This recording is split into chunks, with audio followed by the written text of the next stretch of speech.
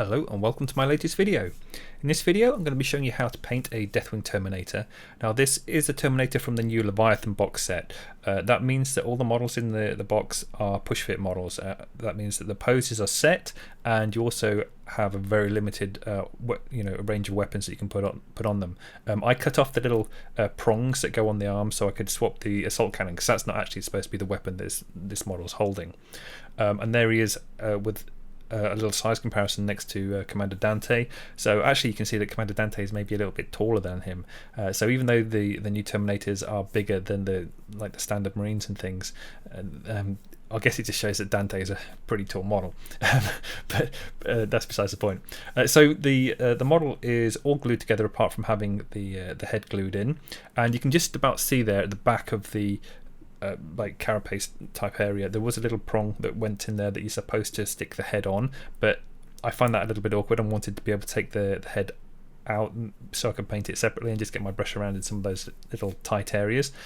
So I just cut that off basically, and all I've done from there is I primed the model black and then I gave it a quick coat of XV88. So now what I'm doing is using my airbrush and I'm going to highlight various areas of it using Morghast bone. So the Morghast bone is very heavily thinned. It's being sprayed through a 0.4 needle airbrush, and it's just very simple. What you're looking for is where the light would naturally fall from the front-facing view of the model. And one of the easiest ways to do that is just to hold it under a lamp and see where the light naturally falls on it. I would say as well though that you can be a little bit extra generous with how you apply the lights, because what will happen is if you only apply the highlights on the the shiny parts, it gets very, very dark into some of the recesses.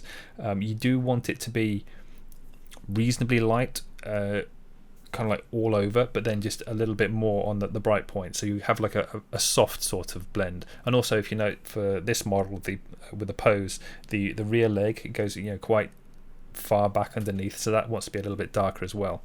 And you just do that all the way around. So you do the front because that's the most important angle that you're going to look at, but then if you go all the way around on it, what I find best anyway is to do the front, turn it around, do the back, and then just fill in the sides a little bit so they don't look too dark. And then what I'm going to do is give the whole model a quick covering of Darkoath flesh, and this is mixed with the technical medium stuff, or the contrast medium rather, so it's extra thin. What I did find after doing this is I kind of wished that I'd either thinned it a little bit more or just focused more on the recesses and not gone so much over the large areas. And the reason for this is the style of painting that I did on this to add the highlights and details and things like that. Originally when I was doing it, I was going to do it as a very quick tabletop thing. So I like a lot of the other Marines that I've painted for YouTube.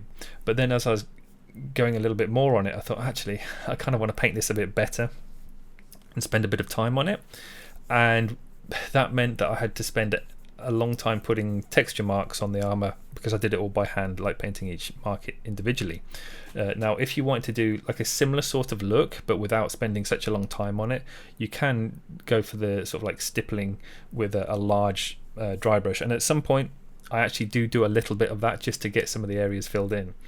But just for what I'm doing here, so like I'm flooding the model, and you work reasonably quickly, and what you don't really want is the large sort of pools of paint on the large smooth areas. So particularly on like the shoulder pads and the front of the legs, areas like that, and the top of the carapace, they don't want these dark splodges on. So very quickly cover all the model, and then clean off your brush. And so with your clean brush, you're just kind of dipping back over and rubbing these areas while they're still wet, and just taking off all the excess off. So just wicking off the excess very quickly.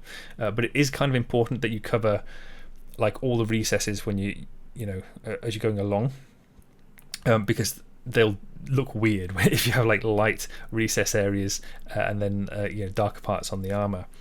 One of the reasons though that I did cover like the whole model is so that I can start highlighting straight away from the Morghast bone color, because obviously it's already been sprayed that with the airbrush. So if I start painting on top of that, I'd only be able to paint in any of the texture effect into the kind of like more shaded areas. which would be quicker as well, but you won't get quite as high contrast with the marks that you're making. So, I mean, I guess they'd be more subtle. It really comes down to what your preference is and the look that you're going to go for. But there's all sorts of like little variations that you could do using this, like a similar process to this, but that might speed it up, or you might prefer a certain look to it. So if you want cleaner armor, I would try and avoid getting paint or any of the contrast wash anyway on these large flat smooth areas, because it's going to be just a bit harder to make everything blend in together. But so you can see, quite simple really what I'm doing, and I'm not concerned too much about like minor streaking and things like that. In fact, it still makes the armor quite interesting, because like I said, I am going to be adding a textured effect to a lot of the surface area on the model anyway. So having the little streaking effect, things like that, it'll just all add to the overall effect later on. But just try and get rid of the any of the very strong marks that are on there, because that'll just make your life a lot harder. Also, don't worry about, so as I'm taking the paint off, what might happen is certain areas may dry a little bit or start to dry, and when you take that area off, it can leave like a little coffee stain effect where it started to dry around the edge, and then you take off the middle section. Though that can still be fixed later on with the painting. It's not such a big deal, so it's better to still take off the excess than worry about like little marks like that. So here I'm using, I think it's Black Templar contrast paint. So the only reason that I'm using this is because I have this paint and I don't know what to do with it really. But if you just have some black paint, any black paint, it'll do. Just thin it down a little bit and paint it on the model. It's not necessary to use the contrast paint for this. Also, you could see there the stupid lid kept closing on it, so I stuck in one of the those bits that the protectors, plastic caps you get on your paintbrushes to protect the bristles. I always have like loads of those lying around everywhere. So if you find that your paint pots, the lids keep flipping down, just jam one of those in at the back of it and it'll keep the lid open. I don't regularly paint from the pot, but if I'm using contrast, and I probably will, just because I'm a bit lazy with that. But all I'm doing here is just very quickly going around and filling in any of the areas that are going to be a different colour. So if it's either going to be red or green, so the chest eagle is going to be green, or anything that's going to be metal, just very quickly give it a coat of black. You don't have to be perfect on this, and what you might see is, as I'm going around very quickly on the chest eagle, I might get a little bit of paint, just push the brush a little bit too hard and catch a bit on some of the bone area. That can all be touched up and fixed later on when I'm putting highlights and texture work on the armor anyway, so don't worry too much about that. Try not to get it on there. I do have to admit, actually, using the contrast for this is quite nice, because it's just thinned the right amount, so it flows nicely from the brush anyway. So it is quicker than getting black paint and thinning it and everything like that. However, when I'm normally painting, I probably will be using black paint anyway, so it's not going to be that big of a deal for me to have some black paint on my wet palette and use that. But if you find that you've got some contrast paint and you want to use for it for anything black, then it is quite handy, because it's nice and thinned and it goes on pretty evenly and cleanly.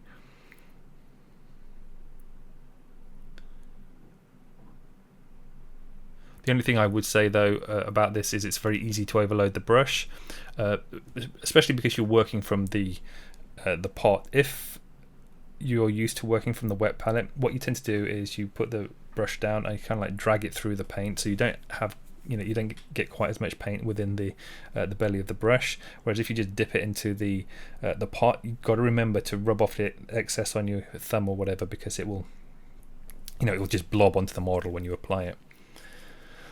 So what I'm just doing here is the Gunmetal from Vallejo. These are quite nice metallic paints. They cover really well. The only thing you have to be aware of is they're kind of like designed for airbrush really.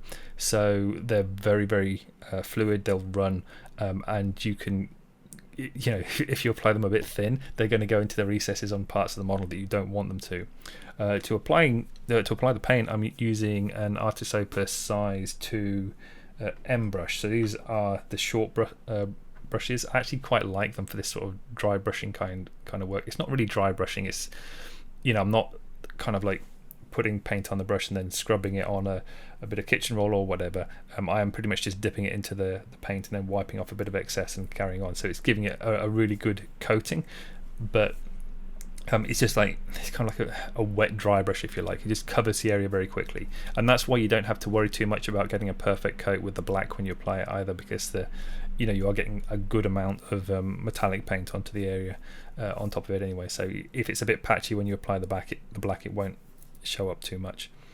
So now I'm just using Agrax Earthshade, and I'm just covering all of the metals on this. The metals will be highlighted again at the end just to pick out a few highlights, but this is quite nice because it really dulls down the metals. I do find, generally speaking, I don't like painting with metallic paints. I like to use non-metallic metal for pretty much all my painting. When I'm just doing it for like display or for competition or whatever.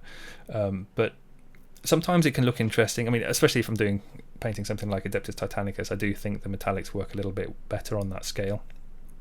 And it does add kind of like an interesting surface variation. So it'll very definitely look shiny on the model. So even though I'm putting this on and it will dry matte, you can still see sort of like the metallic look to it, and that takes away a little bit of the because I'm going to be painting a light source on the armor. It takes a little bit of that kind of effect, where however, if you've got a metallic surface, however you hold it, the light shines on whatever part you're looking at. But if you put highlights on the rest of the model, they won't move because they're painted on. So having the metallic paint a little bit duller sort of takes that issue away a bit. So any of the red areas now, if you look on the wet palette, there is black in the bottom left, then there is in the top right, it's Mephiston red mixed with a little bit of black, and then to the left of that is Mephiston red, and just ignore the one on the bottom right. So all you're doing is, so you're filling in any of the red areas. So that this will be like the eyes, any of the lenses, the purity seal wax sections, and any part of the gun that you want to be red. You paint that first with the Mephiston red mixed with a small amount of black, and that gives you like kind of a dull red base color to work on, and then later on we'll be highlighting it up a little bit, so just to make it nice and shiny looking. So there you can see as well. So I'd already painted some of the black area in on the eyes. The reason for that is it's not and another benefit of using the contrast paint actually is it's not that I want the whole area to be black, because actually black is harder to cover than a white paint, but I like the recesses around it to go quite dark, and because of the contrast it will flow into the recesses around the eye, and you can probably just about tell on the chest eagle as well. So the recesses around the feathers, they're darker, and then just as on the raised parts it's a little bit lighter, so when you paint the colours on top of them, it's kind of like you've got a slightly, it's basically you've pre-shaded it a little bit. So it's kind of like minor, but it might just help a little bit. And there you can see, just painting on top straight of the bone colour, the red looks a bit more vibrant in comparison to the eyes.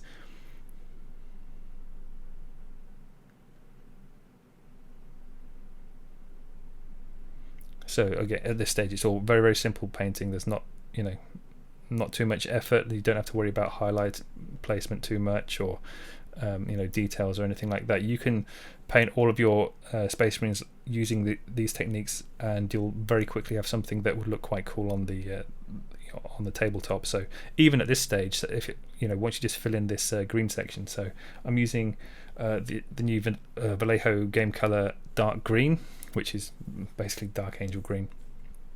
And just filling in the chest eagle. Then once that's done, slap a decal on the shoulder, and you've got something that's fine for tabletop. It looks pretty cool because you've got the lighting effect from when you airbrushed it on the shoulders and things. It looks a little bit weathered with the contrast paint, but very, very quick and easy to get up to this stage. And the nice thing about having the black background for the chest eagle is so when you paint the green on it now, it doesn't even have to be like a very opaque finish. You can still see it's green, but even if it's a bit blotchy or not even. It looks all right because it's like a nice dark green over it. And again, I'm going to be weathering that later on, so it's not such a big issue. So here's the first stage of highlight that I'm going to be painting on very quickly, and that's just because it's already set out on the wet palette there. The rest of the reds, like on the eyes and the purity seals, they're going to be painted a little bit later on. When I'm blending this red in here, you can see I'm using a larger brush. So this is again a size 2 Artis Opus, but this is a size like S or S-type brush, so it has longer bristles. Like you don't have to use Artis Opus brushes, but just having like a larger brush for the blending just makes it a little bit quicker and easier. So you won't see that many brush strokes when you do it, and it just helps to blend everything together more quickly. So now we're going to get onto the kind of interesting part of the painting. This is going to be applying sort of textures and highlights to the armor. So as I mentioned earlier on in the video, originally I was going to paint this and I was going to do a very fast sort of textured effect with some like lighting effects on there, and it will be kind of like very similar to the other Space Marines that I painted. But I just enjoy painting textures and things onto models, and just having like all the details that's where the most fun lies for me. So I kind of like get a little bit carried away with it. So if you want to use similar effects to this, you can, like if you just want to use the large brush, so again I'm using the size 2 brush at this stage, and you could just do the whole process using the size 2 brush, but I do end up using a size 00 for adding a load of details to it. And you can imagine doing that all over the armor. It does take a while, so there are a few time skips, and I don't actually finish it in this video, so I'm actually still working on the model at the moment, just filling in a few areas on the back of it, but it's all getting done because I actually quite like the result at the end. So I'm not sure if I'm going to finish the whole unit or not, but like I said, I do think they look quite cool, so I might be tempted to have a go. It just depends on how much time I end up having. And also there's plenty of other models in the box. I quite like the look of some of the Tyranids, so I think I'm going to be doing some videos for those as well. So what you'll find here is that the first airbrush highlights that you placed on, they're going to be a big guide for where to place these highlights. So as long as you've got the first airbrush highlights correct, and I mean by correct I mean it just has to look good. So kind of like a top down, make sure the shoulders are nicely picked out, the top of the face, front of the chest, the forward leg highlighted a little bit lighter, the front of the power fist, things like that. As long as you get those key areas being a little bit lighter than when you put the contrast wash over it, they're still kind of like visible a little bit, and you're sort of blending everything together with these scratchy marks. And because it's a larger brush, if you push a bit harder, it's going to leave a much fatter mark. Now they don't look as elegant, these marks, when you apply it, so it's actually at this stage it's going to look a little bit kind of messy while you're doing this, but it is quite a quick process still here, so you can just go pretty like mad just getting texture all over the model here, and it'll be the following stages that will refine it, and you kind of like make it look kind of good, if you like. But don't be too shy with your brush marks here. There's a lot of work to do covering all this armor. Remember, it is quite a big model. It's bigger than a Primaris Space Marine now, and there's like a lot of armor there. So if you spend too long doing all the details at this very early stage, you might as well start doing painting it as a Golden Demon entry, because it's going to take you that long to paint everything and make it look really neat. One thing I would just pay attention to, so if you look on so this is going to be a bit nitpicky for anyone. If you're just doing this for army painting, then you can just block your ears, but if you're painting this for like a higher standard of painting, if you look on the leg that's stepping forward there's some little sort of like hard blobs of paint, and I think they got on the model from like when I put the wash on, or you get various bits of debris or whatever just sticking to the model while you're painting it. And what I do on those is when I see them, I just use a scalpel and cut them off, maybe sand the area a little bit just to get it nice and smooth. So that's not something I would ever recommend doing for a tabletop piece, but just for me, I do actually end up cutting these bits off this particular model. But don't worry about things like that. So you can kind of see a little bit now as I'm applying the highlights, how it's sort of blending in and helping to mitigate any of the dodgy looking kind of like wet pool marks from where the contrast wash was put on there, but also because the contrast wash made the highlights or like the Morghast bone layer darker. Now that I'm using the same color still, so it's still Morghast bone at the moment, it kind of like, you know, it looks like a highlight still by going on top of it, because the Darkoath contrast knocked everything back a little bit.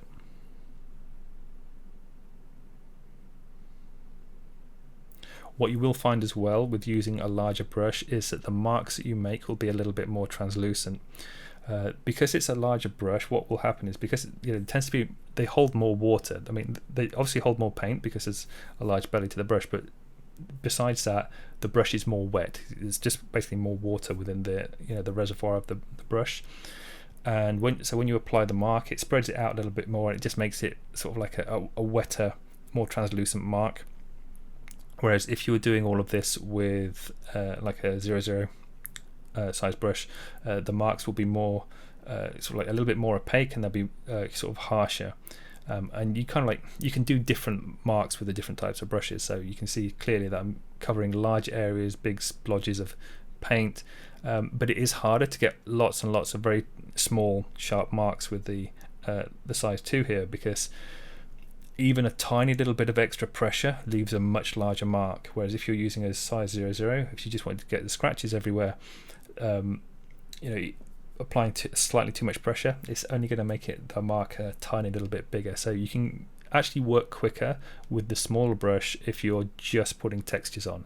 But if you want to kind of cover a lot of area quickly, obviously a larger brush is the way to go. So what my theory is, while I'm doing this, I'm using the larger brush to start with, just kind of scribbling on all these marks all over, painting towards the highlights all the time, and then I'll go back in with the size 00 afterwards, and then to make the more refined, kind of like interesting scratchy marks.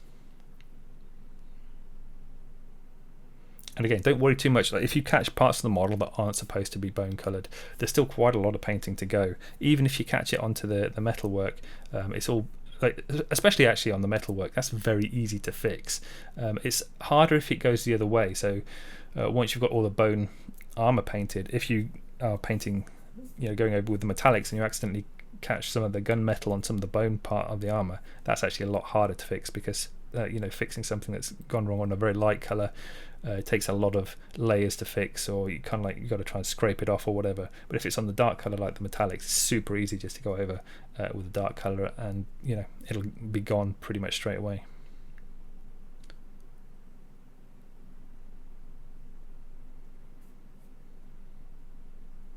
So for these highlights, again, remember, you're trying to follow what you did with the airbrush, but you're kind of expanding on it a little bit. So you're going back into the sort of the more shadowed areas, because also remember, so this is still the Morghast bone. Well, actually, I think I'm doing a little bit now of the Ushabti bone. So the 3 colours that we're using, the main colours for the armour, are Morghast bone, Ushabti bone, and Screaming Skull. And as you go higher through the highlight stages, each successive layer of highlight needs to be more and more refined. But that just be like, if you go a bit high, so you go straight up to Screaming Skull when you're painting some of these highlights, and you think, well, hang on a minute, that looks really bad, I'm already at the brightest highlight. Don't worry, you can still go back with the other colours, and you can sort of work on top of it, go backwards and forwards. That's one of the benefits of using a wet palette. So you have all your paints laid out there, and anything that looks like you've gone a bit too fast, too quickly, and the marks are too big, it's okay, because you can just go back, sort of soften the edges a little bit with the previous color, or just use a smaller brush and start painting some of the paint dark scratches basically. So if you've gone, so I've got a Ushabti bone here, and some of these marks are very big still, especially on the shoulder pad there, you can see them quite clearly. So if I go back in with the size 00, and I just use this Ushabti bone, and I just sort of like do little tiny scratchy marks all the way around on the shoulder pad, like I have done there, it blends it all in, so it's a lot of marks. I'm going to show you some more here, and I'm doing exactly what I was just saying there. So now back to the Morghast bone, using a size 00 brush, and you can see the marks straight away.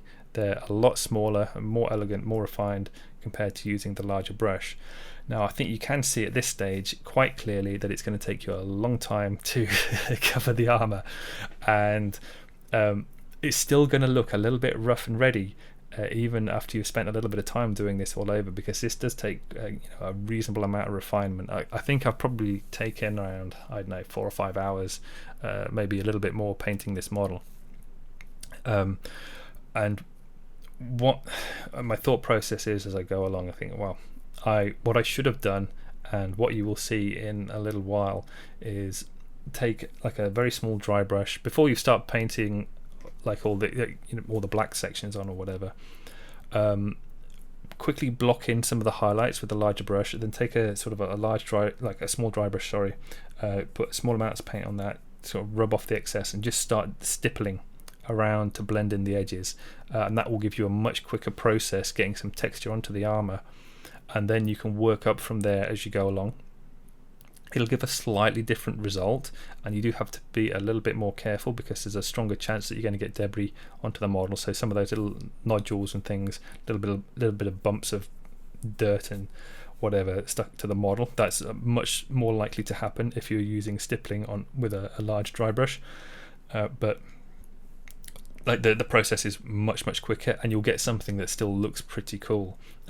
If you want to be slightly more refined and you don't mind sacrificing an old brush, if you get like an old size 2 or size 3 brush, you can take some scissors, just cut like, I don't know, 2/3 of the way down, so you're basically left with a very tiny dry brush, but it's going to be quite soft. And then you do the same thing, like tiny amount of paint on it, rub off the excess, and do some stippling on the sort of like the highlights and blending into the sort of the more shaded areas. And it'll give you, like I said, it'll give you a texture effect, but it's a lot quicker than painting in lots of these small scratches by hand. It just happens to be that I kind of enjoy painting it like this, and if I'd had more time when I was painting it, because I was doing this video and trying to get the model out actually in time for a Warhammer community article. So like I had a very definite time limit for getting this done, and I thought, I'm just not going to finish the model in time for the article if I carry on with this sort of scratching. So that's why parts of the model aren't quite as finished as they should be in the video, but I'm still kind of like finishing the model off now. I mean, actually I have worked on the model since the end of this video, so it's not like you'll be actually tell the difference between when you see the photo of it or not, but more like of the back section. I've been working more on that, so there's not that much left for me to do on it now. One thing I should point out as well is the transfer or decal on the shoulder. That was a spare one that I had lying around, so they don't come in the box. I don't think there are any Dark Angel transfers in the box. As far as I can remember, it's an Ultramarine set within Leviathan. I mean, that kind of like makes sense for what's all the pictures that have been shown of the models from it. So if you want to paint a different chapter for it, you probably have to find your own transfers. But all I did was, so I stuck a Deathwing transfer on the shoulder pad, and so I did that after I'd already painted a little bit of the texture work on there, just so that you don't risk going over the decal too much when you're putting the rest of the texture work on. But I'm still going to be working on top of the shoulder pad afterwards, and you kind of like paint around it a little bit, but you have to be kind of careful while you're doing it, because you don't want to be painting around it. Obviously you have to kind of paint the texture while ignoring that the transfer's there, while still not going over the transfer. So that takes a little bit of a gymnastics with your mental state, but it doesn't matter having the odd line going over the decal. One of the things, I did paint over the decal. You don't have to do that, but it just helps to sort of settle it into the model a bit more. So what I did is I painted over it with the same colour that I used on the reds. So like the Mephiston red mixed with a small amount of black. I went over the whole decal with that, so it looks more like it's a little bit hand painted, just because it all blends together a little bit more. And then I actually end up putting a little bit of Mephiston red on it so that it curves around in the light a bit better. But again, that's something that you don't have to worry about too much. I would probably recommend that you just stick with using the decal and maybe painting over one layer of color with it or not. But anything that goes wrong when you're painting over a decal, just turn it into weathering. So you go back with the Morghast bone, put a little dots and script and lines going through it, and it can fix anything that looks a bit wonky. You can see also I'm using the Ushabti bone here, just picking out a few edges, and it really does depend on how much time you want to spend on the model when you're doing this. If you were doing this like for a competition piece, obviously you'd spend a lot longer, make sure all the lines are neat. What I do find is that if you just use a tiny amount of paint on the brush, wipe off the excess, and then if you just rub the side of the tip of the brush along edges, you can get a very neat sharp line without having to worry too much about how steady your hand is. Like the brush does all the work for you, because the paint will just naturally pick up on the edge of the model. For anything that's a bit more tricky, you do have to like paint it by eye and make sure that you're using a steady hand, but again, that's depending on how much effort you want to put into it. You can see at the front of the chest section here, the highlight is focused more towards the left hand side. What you will find, especially if you look at the final photo of the model, is that I've obviously, with the light sourcing that I've put on, I always tend to like a slightly asymmetrical look to my light sources. So the half of the face on the armor, the helmet, half of that is more strongly lit, and the same for the front of the chest here, it's more lit to the left hand side, and that should be kind of obvious on some of the other armor plates as well, but because of the shape of them, because they're very kind of like sort of round globe looking things, it's not as easy to tell, but the highlights do kind of all make sense when you see it as one piece. You can see that I keep going over some of these areas quite a few times, and it's not really obvious in the videos why I do that. Sometimes the highlighted areas on photos and videos and things, they make them look lighter than they actually are, and because it's just a thing with the way that like electronic media works with, because it's like a light source for the lighter parts on the screen, and because of the way it does that, it can make things look a little bit more opaque, a little bit brighter than they naturally are. So I'm going over areas quite a few times to get a really strong opaque finish on these highlighted parts, and you might not necessarily be able to tell the difference between the before and after, but when you see the model in the flesh, you can tell the difference because it makes it a little bit more high contrast. It also stops you being able to see the layers underneath. One thing to be a little bit careful of when painting on, with light colors like these bone colors, is there's a lot of white paint in these, so it's quite easy to quickly build up a texture effect. And by a texture effect, I don't mean like the one that I've been painting with all the scratches. And sometimes it's not always easy to tell the difference on the model. So you can see like all these scratches like still that need to be blended on the legs, and to a certain extent a little bit on the side of the shoulder pad, things like that. Those are still, the paint on those is still quite thin, so it might look like the paint there is thicker, but it's not. It's still very thin. If I just painted over that with like a very smooth thin layer of paint, the whole area will look smooth. Whereas the highlights more on the front of the shoulder here, because of the amount of white paint in there, and white paint tends to have like larger pigment, it's very, very quick and easy to get like a chalky textured build-up that you don't really want on the model. You can fix that with sort of glazing over it. And also, what I kind of like did this off screen a little bit. I wasn't too happy with how some of the finish had gone on it. I'd applied a little bit of the paint slightly too thick. I just used a 1000 grit sanding pad and very gently just dragged it over the model. It made it smoother. Again, I don't recommend doing anything like that for army painting stuff, but just for me it was just a little bit of an irritation.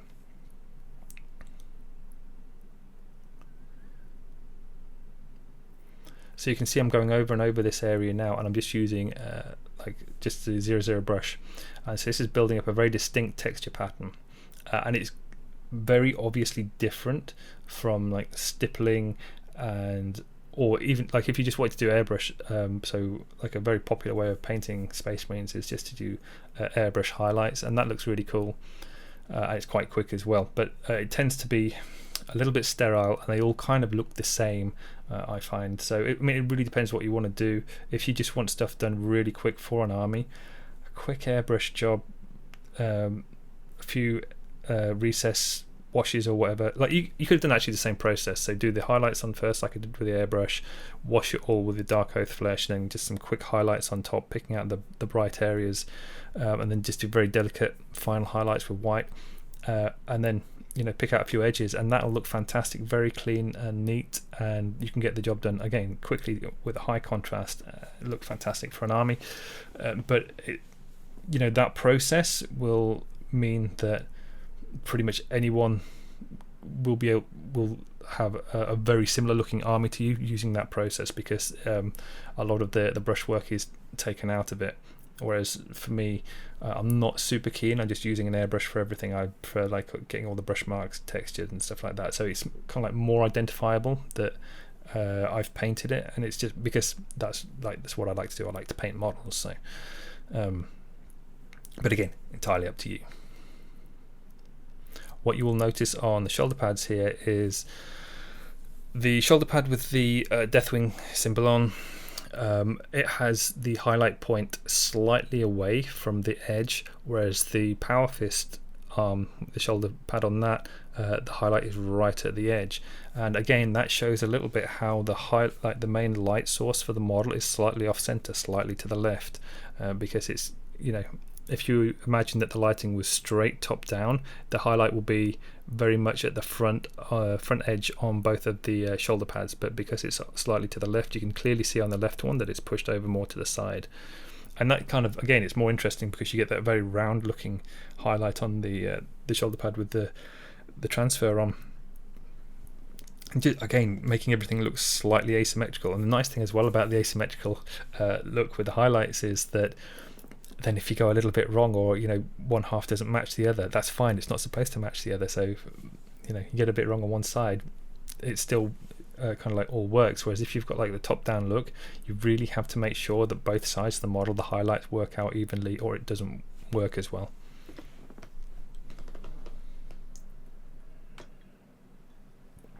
I think by this stage now you can get a good idea of sort of the look that I'm going for with like all the textured marks on it.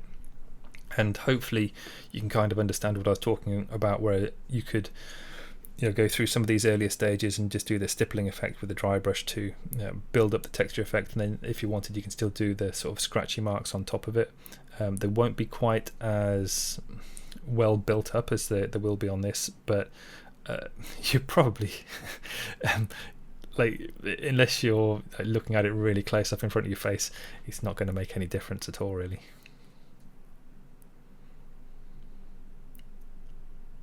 One other tip as well is for doing all these scratchy marks. It can get a bit tedious doing so many of them over and over, and what you'll find is that you'll build up a pattern with how you do the marks. So keep rotating the model round, and so you're doing it from different angles, and that will just naturally help to create a bit more of a, sort of like an even spread of, or like breaking up the pattern of making everything look like the marks are all going in the same direction. What I'm doing here, this is entirely optional, but it just adds a bit more, I want to say colour, but it's neutral grey, so it's sort of taking colour away, but it adds variety to the armour anyway. And so this is a glaze, and it's all it is neutral grey Vallejo, thinned. It's around about 4 or 5 parts water to 1 part paint. I'm back using the size 2 artist opus brush, and all I'm doing is painting into the sort of like the darker areas on the armor, so the recessed shadow areas. And you want to be doing this all over. I've just shown you a little bit on the shoulder pad, but obviously I haven't taken the texture work on the rest of the model far enough yet, so I'm kind of like in different stages as I go along, but I just wanted to get certain areas finished so you get an idea of how, or close-ish to finish, so you get an idea of how they're all going to look, and then I can go back and finish areas off, and you'll see, like, as there are time jumps as I go along through the video, various parts of the model will get finished and you won't have actually seen that happen. But you can see now, just going back in on the leg, this front face, forward stepping leg is a little bit more tricky because it has to have a very strong highlight straight, or slightly to the center, but pretty much down the middle. And what you have to be a little bit careful of is that you're putting all these texture marks in, but you don't stop. because if you just leave, so from straight on it'll look fine and nice because it's sort of like the texture just before it hits the curve, like, you know, it looks like you've covered the whole leg. But then if you turn it to the side, and I think you can just see a little bit there as well, you stop having the texture on it.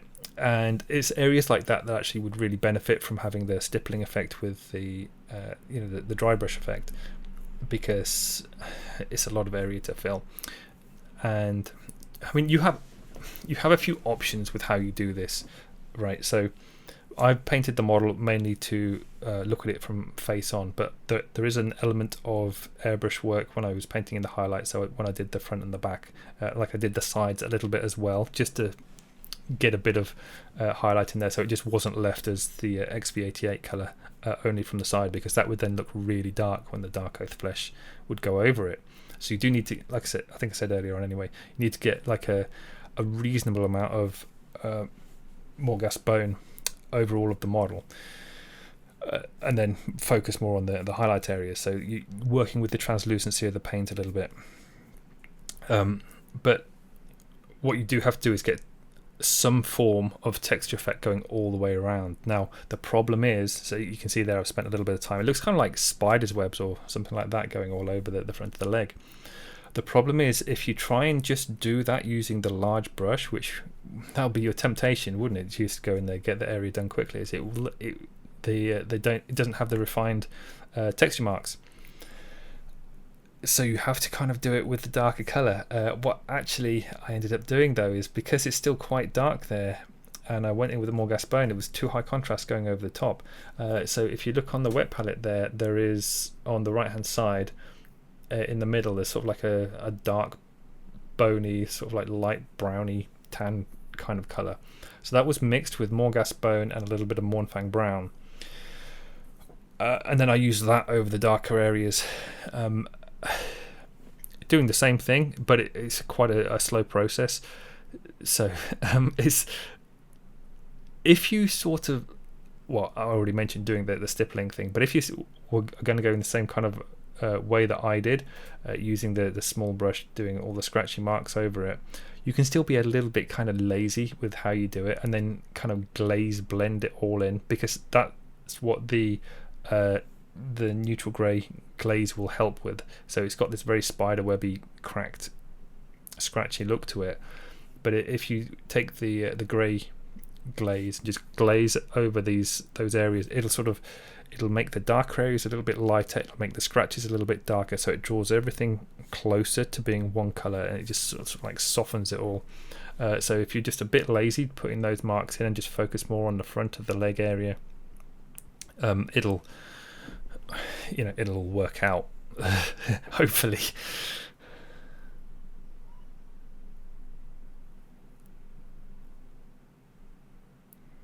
But I mean, you can see that I'm actually using the size 2 here. If you just wanted to do the whole thing using the size 2 brush, doing these scratchy marks, what you will find is that you will naturally adapt. So you just use a lighter touch overall, and you probably go a little bit slower with how you do it, but you'll be able to paint for longer because the belly of the brush holds a bit more paint on it. But you just have to, you do end up having to be more careful, because chances are just even and especially on the curved surfaces, if it's on like a forward facing straight flat surface, that's really easy, because you're not changing the pressure too much. But as the model curves a little bit, you have to either increase or decrease the pressure, because you'll end up with a larger or a softer mark, or your brush might not even catch the model if you rotate it around on the curved surface. So it depends what you want to do. With a little bit of practice, like I say, you will adapt and be able to do all these scratchy marks going over the top of it. But I still would probably recommend sticking with the smaller brush for all the fine, very delicate marks, and then only using the larger brushes for the first layers or whatever. It doesn't so more of what's happening here actually is, you can see I'm focusing on the very front highlighter section, and you can't actually see the marks very clearly. And as I just build up, and I mean, you can see there, I've just been adding loads and loads more scratches. But actually, so here I'm going in now with the brush, as I mentioned, and should have done this way earlier, and you can see now it'll just very quickly and easily do the sort of scratchy marks. You have to be kind of careful with how you do this though. One, really make sure you get off the excess paint. Any blobs on this are going to be super obvious, and you kind of like wreck the area. Although you should, like, technically you should have done this before putting all those little scratches on, so it's not quite as bad, but you still got time to fix it in that situation. And the other thing is you have to stab at the model, and always try and get like a flat surface to the front of the paintbrush. What you see, so you have to rotate it. Don't try and go in at an angle at anything. It'll create like a scuff mark, which will be very obvious. You want like the stipple effect, straight on, dab, dab, dab, dab, and it'll all sort of blend together there. So you see very quickly there that covered the area, and it's still got sort of like a texture mark to it. Or again, you can do it like I've done, and create both. But it is a sort of quite a slow process. So I think it looks pretty cool by the end of the video. But maybe if you want to do the same thing, just reserve this for a character model or whatever.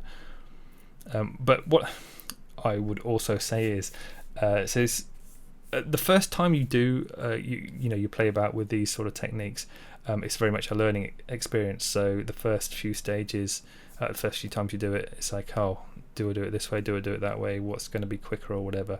By the time I finish this model, I could knock out another one of these in like a third of the time. It'd be a lot quicker. I know exactly what I'm doing, so you don't have to worry about which techniques should I use to get the effect that I want.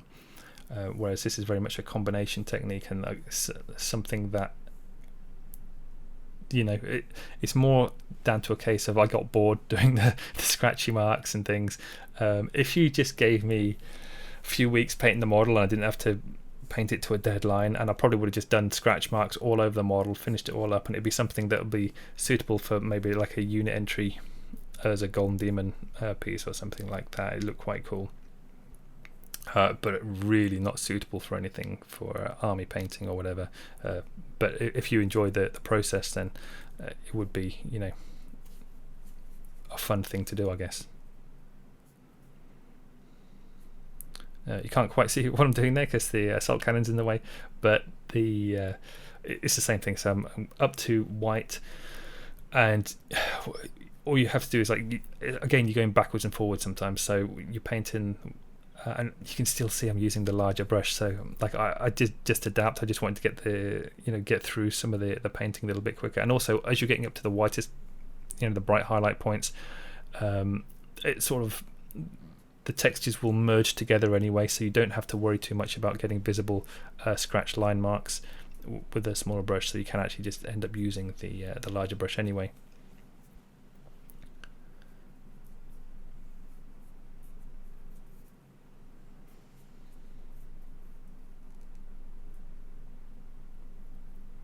And then again, going back with the neutral grey, and remember it's very heavily watered down here.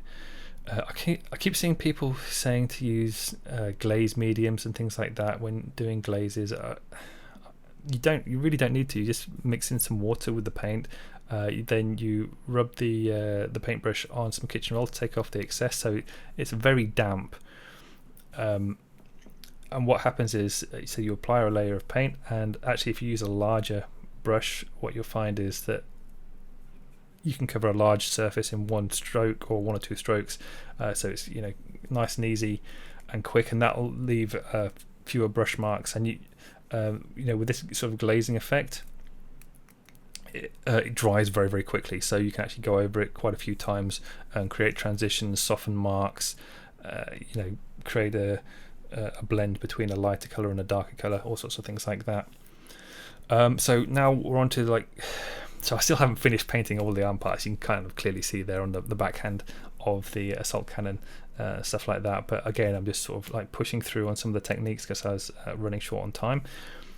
But so the cheating technique is using scratches and chips and things like that to hide imperfections in the painting. Now, because I've already got that sort of textured look on there, and if I'd like I said, got infinite time, just put all these scratchy marks everywhere and just spent ages blending it, and it'd all look pretty cool, I think, anyway, and you wouldn't need to put any sort of chipping on to hide anything, but I'd still put it on anyway because it gives quite a cool effect, and it makes him look a little bit more like he's been in battle. So what I'm using is Rhinox hide, again using like a size 00 brush, and you're trying to paint on marks that are really, really small, basically, and be sympathetic to the positioning of them. So anything that's an edge, that needs more focus than like areas straight in the middle. Like edges naturally create more friction when they catch anything. They're more likely to catch something as well. So edges on armor, they're the areas that are most likely to receive sort of chipping. Then on the front, you can create sort of interesting patterns, but always try and make things look asymmetrical. At the front of the lower legs, they're obviously going to catch a lot, especially on something like a Terminator that's kind of a slow, I think a slow hulking movement that it pushes through on the battlefield. It's going to be like catching things on his legs all the time, just walking straight through areas because he's going to flatten them as he goes through. So if you think about that, the fronts of the lower legs are going to take a lot of damage, a lot of scratching and stuff, way more than the upper parts on the model. It's more likely upper parts on the model, they'd have things like shell impacts or whatever. So actually in a moment or two I'm going to show you how to paint a little kind of like bullet impact on one of the shoulder pads. But the way that I paint on these chipping marks, and I did actually I was in two minds on what colour to go for with the chipping. So I've already said I use Rhinox hide to paint in the marks, but the thing is, it is quite high contrast. So if you find that you can't do the marks small enough, they're going to look very obvious when you apply them. It might be better to go for a slightly lighter colour. So I was tempted to go for Mornfang brown, or even just taking the Rhinox hide and adding maybe a little bit of Morghast bone to it, just to make it a little bit lighter, so when you apply it, it's not such like a strong impact, because it'll look softer and it'll just be easier to sort of, if you haven't quite nailed how the scratches look, it's not quite as obvious because it isn't quite as high contrast. And then what I've done is, after I've painted all the these little scratches and things with the Rhinox hide, I've gone back in with the Screaming Skull. Now that will make a very light mark depending on where it is, but because I was being lazy, that just lets me do the marks all over the armor, and I can highlight them all without going up to white. The only areas where it will be a problem to paint any highlight on those scratches will be on the very brightest white parts of the armor, but anywhere else, if you paint with the Screaming Skull, it'll create a nice highlight on the chip. But it will mean that on the more sort of shaded areas, like on the leg that's a little bit further back and kind of areas like that, it'll look a little bit high contrast. So instead of going for the Screaming Skull like I did, it might be a better idea to use a Ushabti bone, or maybe even the Morghast bone, to pick out the lower edge. If you find that the lower edges are a bit hard to paint, like maybe your hands are a little bit shaky or whatever, a better way of doing chips is to paint the highlight on first and then paint the Rhinox hide chip on top of it, so it looks like it's got a highlight going. Sometimes it can go all the way around, but just make sure that you've got the lower edge at least as a highlight thing, to get that three-dimensional effect. And the reason that's easier is you can then cut into the highlight with the Rhinox hide on top of it, and it'll give you a very sharp, crisp edge to it, even if you can't paint like a sharp, neat line, because you can paint like one blob on top of another blob, and if you just get them close enough together, it creates like a very sharp line in between. So you can see here I've been painting on the bullet impact. These are super easy to do. You paint and the main reason they're super easy, I say super, like the negative is like you have to paint the lines very thin, but the reason I say they're easy is because you don't have to be neat or symmetrical. In fact, it looks better if they're not. You don't have to paint like an even circle. You paint like a little dot in the middle, then you paint a jagged wobbly circle around it, and then another jagged wobbly circle around it. And depending on how big the impact is, you can do multiple extra circles spreading out from there and make the impact in the center larger. And then all we do is just do some wiggly lines coming out of it. So it's kind of like like a darts board or a target board, just really messed up. And then all you're doing is using again the Screaming Skull, picking out the lower edge on any of the dark lines. Now what I end up doing is going back to this after I've just shown you how to do it on the video and just tidying it up a little bit. It's not super easy for me to paint this on the video because I'm trying to hold the model so that you can see on the screen, so it's not directly facing me. It makes it really hard to get like the exact pressure and detail placement with the tip of the brush. The main things you're going to be focusing for on this are the paint consistency. So you want the paint around about 50-50 water to paint. If it's too thin, it's gonna, like, you're going to get a soft mark. It might bleed out a little bit or whatever. If it's too thick, the paint will dry before it gets to the model. And you need just a very tiny amount on the tip of the brush. Make sure you rub off the excess either on the back of your thumb, on a tile, whatever it is, but you need a very sharp tip on the brush. Do not put the brush into the paint and then go directly to the model. It will leave a blob as it touches the model, and if you've got slightly thicker paint, that's even worse because you can leave like a three-dimensional blob on the model and it will dry like that as well. So then you'll have to either cut it off or sand it off or whatever. So here you can see at this stage I've just been doing more and more of the sort of texture work and patterns and things like that. Been covering a good amount of the model. I've been enjoying myself painting this, by the way. I spent longer on it than I intended to, but it was very enjoyable for me. And I kind of, when I was painting it, I sort of like had the impression of some like the old Space Hulk, Deathwing Terminator as he's walking forward. So like I was thinking of it more of like a two-dimensional piece of artwork, and so that's why I was kind of like enjoying it a little bit more. But again, if you don't want to spend that time, just take some of the tips that I've mentioned as you go through, and like you can get like a very similar look to this, but a lot quicker. So for painting the chest eagle here, things like this are always a little bit tricky just because the details on them are very small. So if you remember, I said I covered the chest eagle to start with, the dark green, Vallejo game color dark green, which again is sort of like a rip-off color of Dark Angel green. Any sort of like dark green kind of color will do, and all I've done is just added some white to the color. So for the first highlight, I'm not even painting this in that neatly. One thing to remember when you're doing stuff like this is if you're putting texture and weathering and stuff all over the model, don't bother painting the chest eagle super neat or forgetting to paint in any scratches on it, because then it'll look really weird that it's not got any scratches on. So I'm going to give a very sort of quick and sloppy way of painting the chest eagle and the way that the marks appear on the chest, but it just helps to blend it in a little bit. One thing to bear in mind as well is that because of the light placement, the light needs to be a little bit stronger on the left hand wing as we look at it than it is on the right, but don't leave the right hand wing unpainted because it'll look like it's not painted.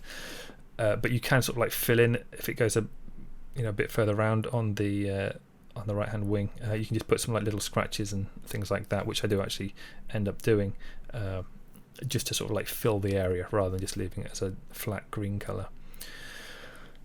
So all I'm basically doing is just picking out the feathers, but the direction of the paintbrush mark is what's really important. So on the outer feathers on the left hand wing, you're starting from the left hand side painting in. So when you take the paintbrush off, it leaves like a little bit extra paint deposit wherever you take the paintbrush off, and then on the inside feathers I'm painting from the right hand side towards the left. So remember I said I've got like an asymmetric light, so an asymmetric look to the lighting on the model, so because it's slightly offset to the left, and so that's why I'm trying to get like a light source that's slightly more left centered on the wings here, the feathers. So all I've done as well is just added a little bit more white again. So if you look at the green, the dark green on the bottom right hand corner of the wet palette, you can see there's a little bit of variation now in the greens, because every time I add a bit more white I leave a slight amount of paint at the bottom, so if I make any mistakes I can quickly go back and use some of the darker colour just to blend it in a bit. But you can see what I was talking about there when painting from the outside going in. Technically this isn't correct. Like the line should be more like a cylinder, or like a block of highlight going straight down. So as these feathers get further and further around to the right, I'm kind of like still following the shape of the feathers. It's not really correct to do that. It should just be going straight down, but you can get away with it a bit. Sometimes you just tweak the way the things look, because it actually looks a bit more weird to paint it correctly than if you paint it wrong. So, I mean, I think it's close enough anyway. It doesn't have to be perfect.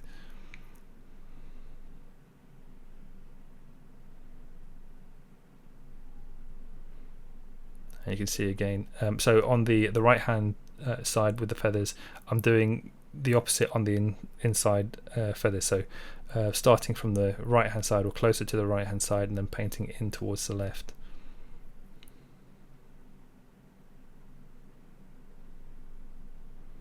And again, just using the very tip of the brush, small amount of paint, etc., etc.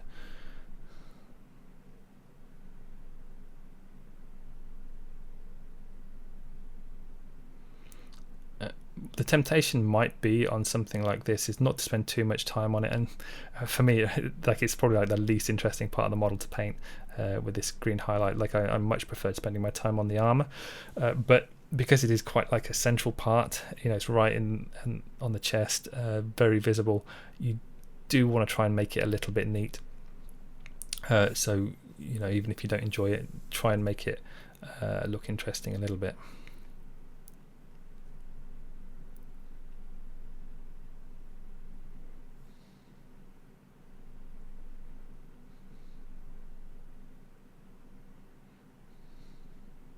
So you can see I painted a little bit more actually off screen.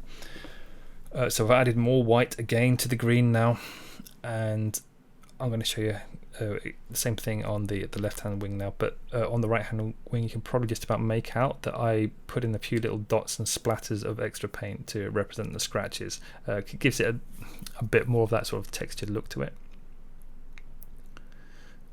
Be very careful when you start applying these lighter colours, because what's happening is you're basically taking away the colour that you've already painted on there. So the more highlights that you add, the less green it's going to look.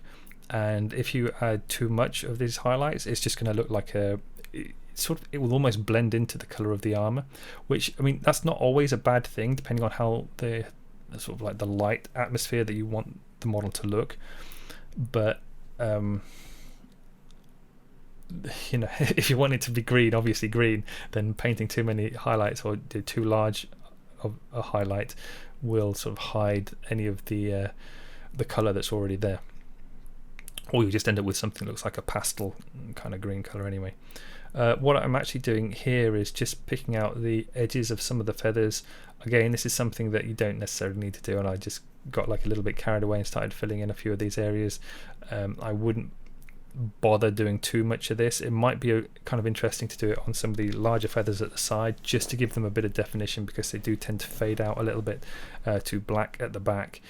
So if you just paint like the lower edge, just to give them some shape and definition, but making sure not to fill in any of the main body of the feather. So you can still see it goes to dark green out at the far edge. It's just giving like you're just defining the shape by basically edge highlighting them.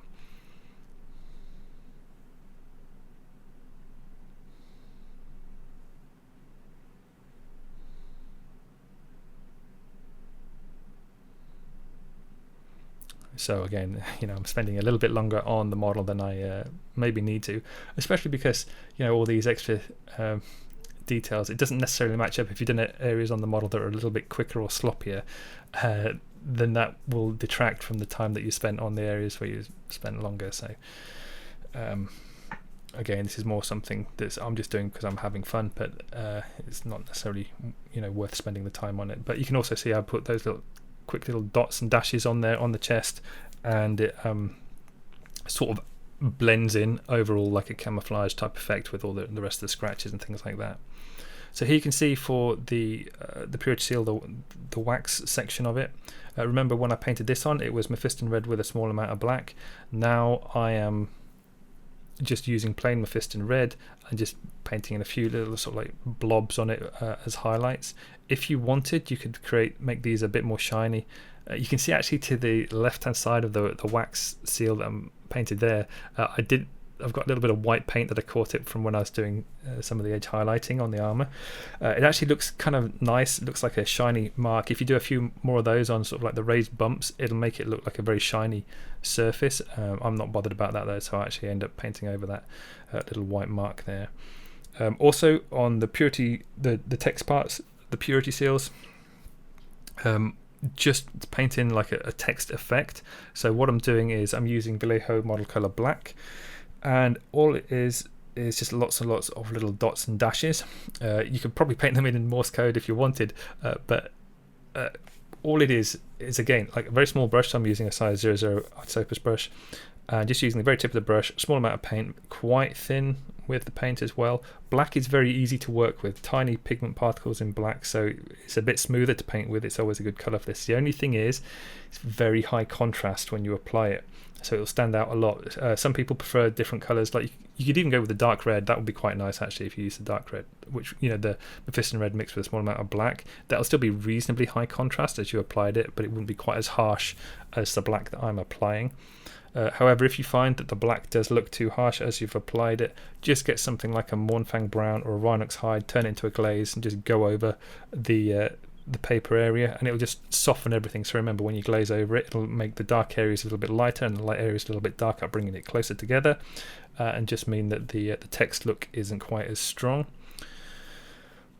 And then, so yeah, all I'm doing is like, if you paint the lines towards yourself, it's a lot easier. So don't try and hold the model the correct way up when doing this. Turn it sideways, and so you do like a little dot dash, and you're just pulling the brush slightly towards you each time. And then if you wanted to be a little bit flamboyant, you can always go back and add some like little swirls or long parts and things to show, like, you know, different lettering on them. But it's so small that it's not really worth it. I do know that some people use like micro pens for doing this kind of thing. I'm not a big fan of that. If you want to do something quickly, then it will probably work, but I don't feel like you can get the marks small enough, and I don't necessarily see the point, because if you can see here, I'm using the paintbrush to do the same mark, so you'd just be doing exactly the same thing as you would with a pen anyway. So yeah, but I mean, if you find that you can use a pen better, or I suppose it's a pressure issue, so if you can push the pen a little bit harder and you'll make a mark and it's not going to make a big blob of black, then definitely go for that option. But here you can see, like, I'm just softening it in a little bit, glazing over it with some Mournfang brown.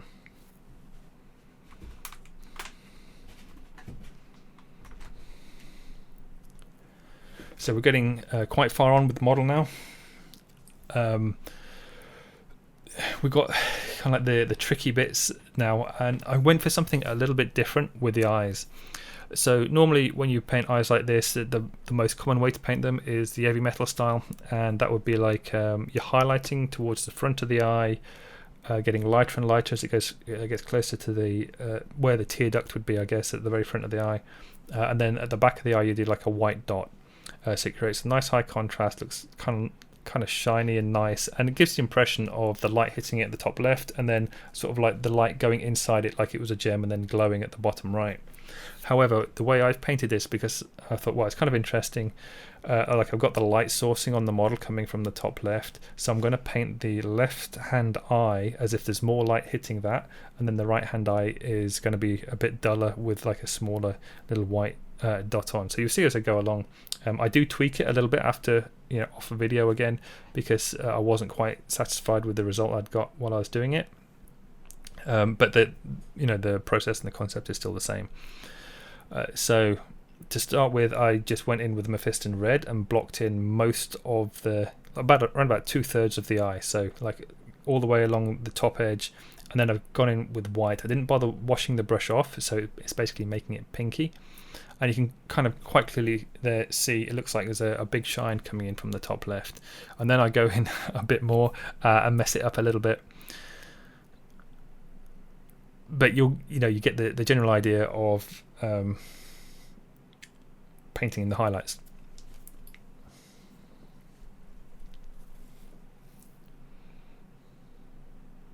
And if at any of these stages you go a little bit wrong, you think, oh, that doesn't if you can't make it work to make it look like it's lighter on one side than the other, because like I say, it's not that easy to make it look natural. It just looks like one eye is bigger than the other when you put these highlights on if you're not careful. So that's why I ended up tweaking it a little bit more. And if you find that you can't quite get it right, it's very easy just to go over the top with a Mephiston red and just wipe it out and just go for just make the eyes look a bit more even. Because even though it makes more sense for one eye to be lighter than the other with the way the light sourcing is done on the rest of the model, it kind of like it will make sense when you look at it in your brain and think, if both eyes are even, it's like you're looking into his eyes anyway, and it will kind of like it's easier for you to look at it with the eyes being even. But I just wanted to have a little bit of fun, like I said, doing the asymmetric thing. So also the light placement is different on this as well. So the front of the eye on the right hand side now is, so that the shine on it much smaller, and the one on the left hand side is much larger. So it just, like I said, at this stage it looks like he's got one eye bigger than the other. But I'm just going to be sort of like tweaking it and playing around with it a little bit to just sort of like make it work properly.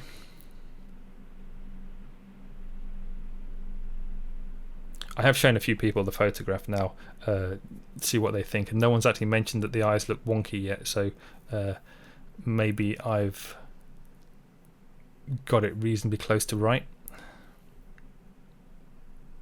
So there you see there was a quick time jump and I'd worked on it a little bit more. So what happened was I basically put like a line going all the way around the eye, and then to separate the eye out, the right eye from the left eye, I've gone in. So if you look on the wet palette there on the bottom right, sorry my head was in the way, but there's now some Evil Sunz Scarlet and some Wild Rider Red, and instead of having the white highlight on the right hand side eye, I've just gone in and it's now sort of like a pinky orangey on the bottom right, so the eyes are very clearly separate, with one being lighter than the other.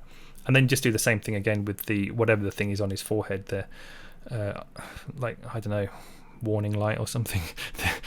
the big jelly bean on his forehead, and again you can see me just painting in there the Evil Sunz Scarlet and Wild Rider Red, and you're getting the same effect. So it is kind of similar to the way that Games Workshop do the gems on their models, and so going down to one side with the highlight color, and then the top left is where the white dot is to represent where the light's hitting it.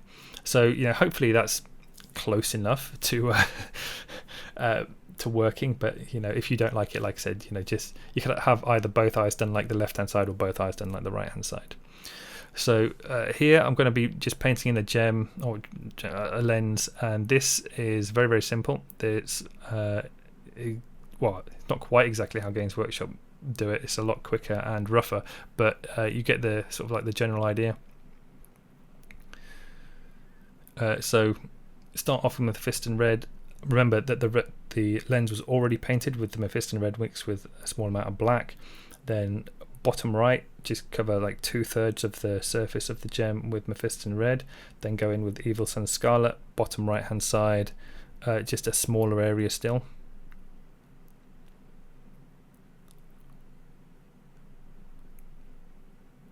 And then do the same again with the Wild Rider Red. Be very careful with the Wild Rider Red. Also, I've got some yellow that I've added there, so some Yriel yellow on. Again, that's entirely optional. I think I may have actually put a little bit on the bottom right hand side of the right eye, but if I did, it's just a tiny amount, but it just pushes up the contrast a little bit. But it does change the colour of the red slightly to make it like a more orangey red rather than a pinky red.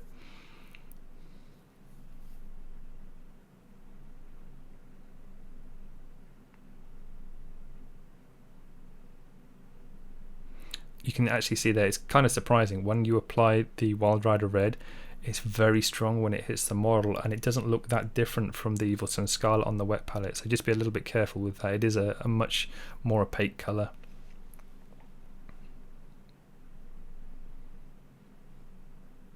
You can see on the head of the Marine as well, I haven't painted the head quite as, or spent as much time on the head yet as I have the rest of the armour. Again, that's something that I've worked on more since you've seen it at this stage in the video. So here I'm just adding a little bit of white to the yellow, mainly because the yellow had dried up and I put a bit of water in it. And I was like, oh no, I've put too much water on it now and it's too thin. So I wanted some opacity there just to be able to get the mark on the model.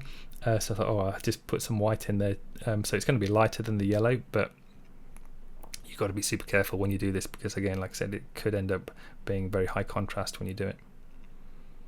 And then go back in with the white, and you can put the dot in the top left of the lens, and this is where like it makes it look sort of three-dimensional and shiny.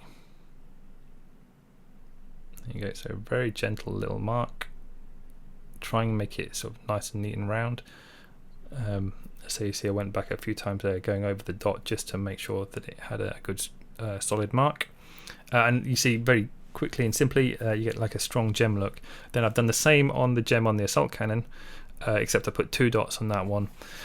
I suppose technically all of them should have 2 dots because if there's 2 dots it means there's 2 light sources, but I couldn't be bothered, and it's like quite a small area to paint 2 on. So sometimes if you go a little bit too crazy adding extra dots on the smaller ones, it works against you and you just end up with something that looks too white.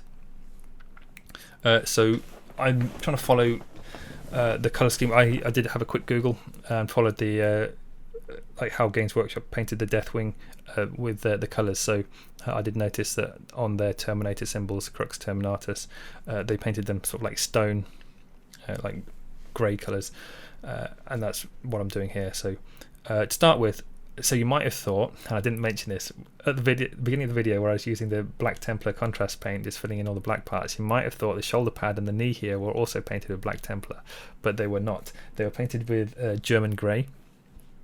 And you can barely tell the difference. So if you just wanted to paint them with Black Templar, that would also be fine. But the German grey gives a slightly more opaque, even finish all over.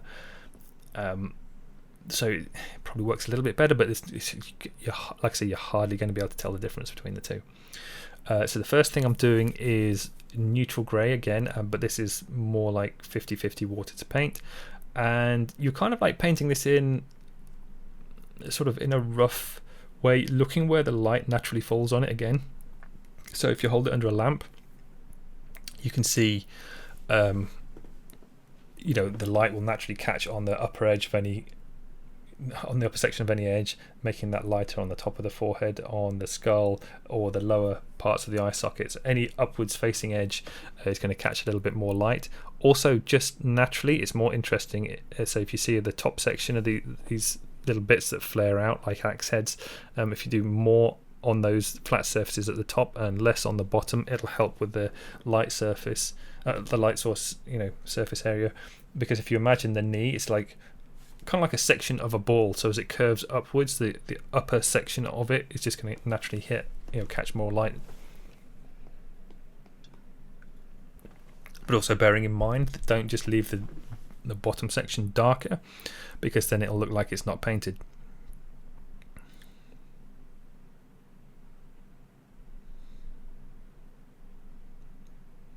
And you can see there I just put in the odd little scratchy mark on it as well. So I'm trying to be consistent with all the surfaces so they all look a little bit weathered one way or another.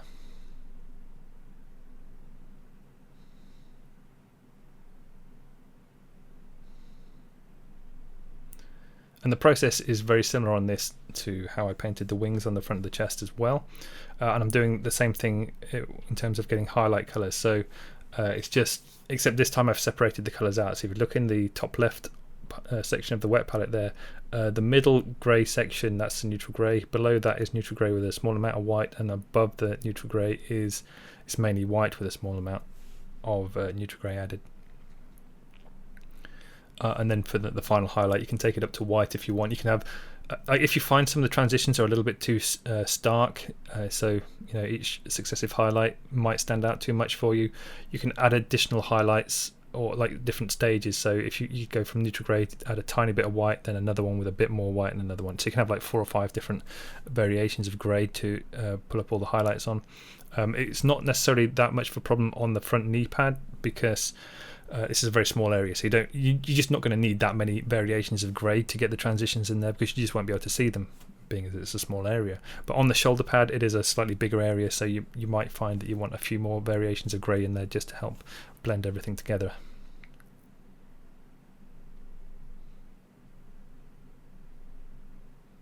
Every now and then you can see that I'm adding a bit more water to my paint, but you can also see that when I do that, I'm actually doing it with the brush that I paint with. I strongly recommend that you don't do that. It wrecks your brushes, it gets paints in the ferrule, and it also it will encourage hairs to snap off on the brush as well. So if you want to keep your brushes nice and healthy and live a long time, then don't mix the paints or anything like that with your good brushes. What I tend to do when I'm thinking about it is I have a separate brush that I use for mixing paint, so I can, but it just takes a couple of seconds longer having to do that, so I get a little bit lazy and end up using my painting brush, but it does mean that I wreck my brushes quicker than I need to.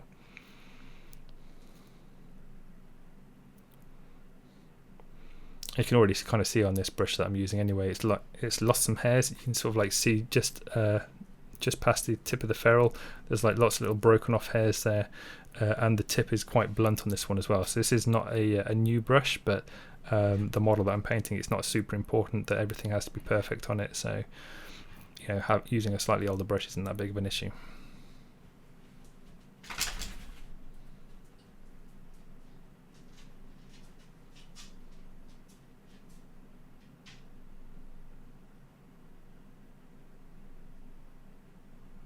And you can see I'm focusing more on the top section, pulling the focus up a little bit so the bottom area stays darker, still with a few like high contrast bits in, so you can see like the detail that's there, but it just helps with the it just helps keeping everything look natural, so everything has got like an equivalent light source hitting it.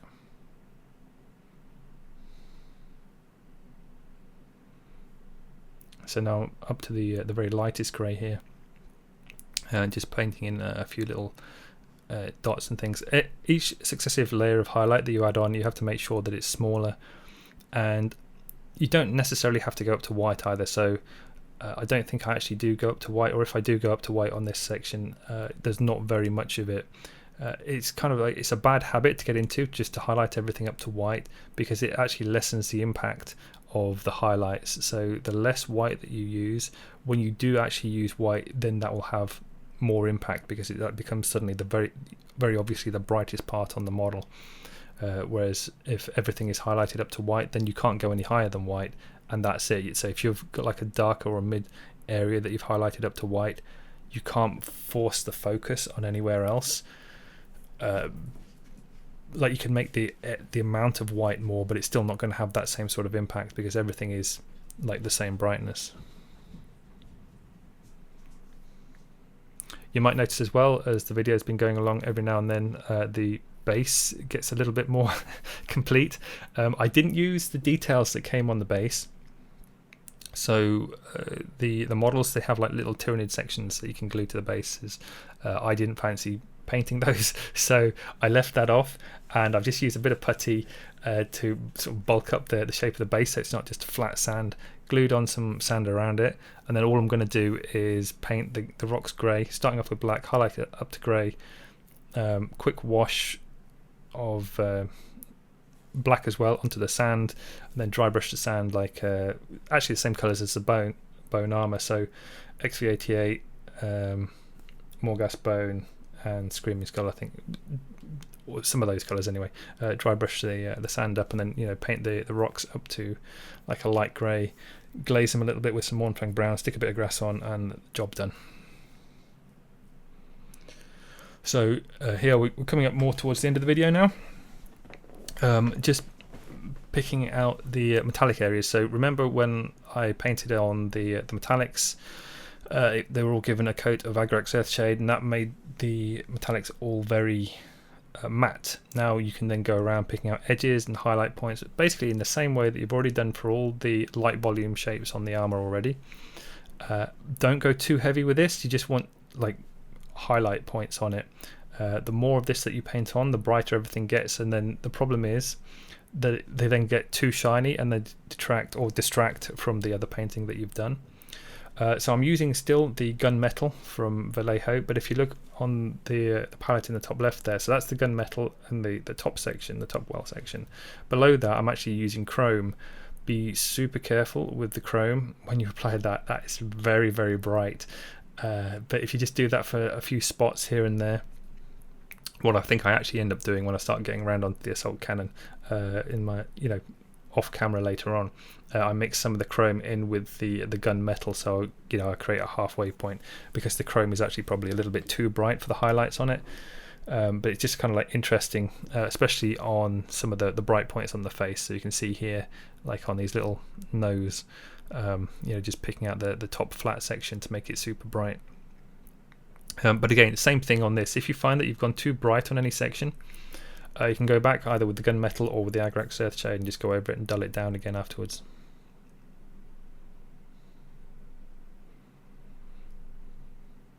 And again, just to reiterate, when you look at the face on that, you can see, around like with the air vents and things, there it all looks a little bit messy at this stage on the model. I do go back and I've fixed all that up afterwards.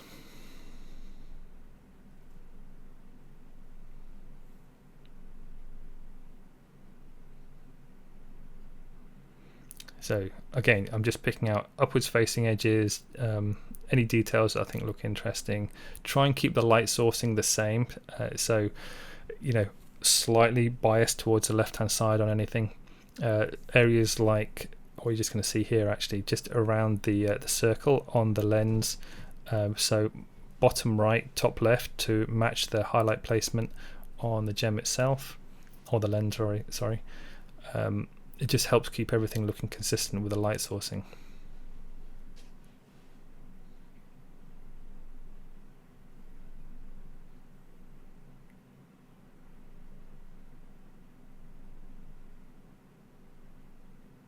Also, don't forget, so this video is very zoomed in, so some of these marks and things that you can see, you're seeing on the model, they might look quite large in the video, but it's actually if you saw this in your hand, it looks a bit more subtle. So some of these textures and things that you can see on there, they're not that easy to see in reality. And there it is, and there's a photo of it where it's not quite as starkly lit under my right under my desktop lamp, and that's pretty much it. So it's a pretty cool way of painting, I think. Like I said, it might be that you want to not spend that much time on a model for army painting purposes, but if you enjoy the process and you just want to spend a bit of time on it, then it is definitely something that I enjoyed anyway. But like I said, it's entirely up to you. So anyway, that's the end of this video. I obviously have my Patreon and website as well. This is clearly a free video on YouTube, but the other places, they have more tutorials. So you saw at the beginning of the video, it was Dante, so he's one of the models in process at the moment that I'm painting up to like a Golden Demon standard, and there's hundreds of other videos as well. But anyway, as I said, that's the end of the video. I hope you enjoyed it. Thank you very much for watching, and I'll see you next time.